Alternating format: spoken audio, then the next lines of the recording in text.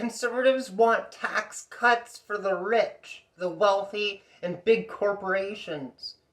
Does it surprise anybody? Conservative circles are full of corporate lobbyists, basically looking out for the big corporations and not the people. So many people seem confused in Canada, especially, trying to shift blame and scapegoating Trudeau over the cost of living, even though corporations' price gouging has been costing us way more money. This is ridiculous. Why isn't there focus on the corporations ripping us off? A lot of people who don't even make a lot of money are literally out there defending the wealthy, defending people who are already rich. Housing, for example. Conservatives, like Pierre Poilievre, has voted against affordable housing 6 times. It's ridiculous how much times in his career he's done nothing to get affordable housing going. Why didn't he talk about this decades ago? Exactly. Conservatives' top donors last year were real estate executives. Maybe the same this year. Open your eyes. Conservative circles are full of corporate lobbyists. Corporations have been price gouging.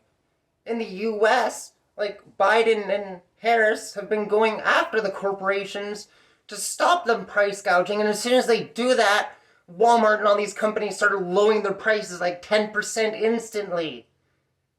It was corporate greed this whole time with the cost of living, pretty much. Corporations have been price gouging. And instead of that getting lots of support to oppose that, a lot of people are blaming the carbon tax, which almost has a negligible effect on the cost of living.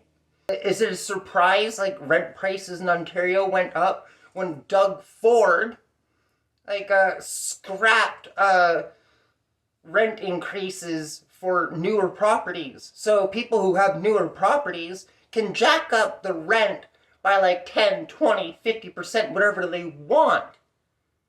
Which has kind of helped get us into this situation with a housing crisis to begin with. It sickens me to see people ignore the fundamental reasons why we have a cost of living crisis to begin with and try and shift blame and blame Trudeau, who had nothing to do with global inflation because of COVID, and then Russia invading Ukraine having more of an impact on the global economy.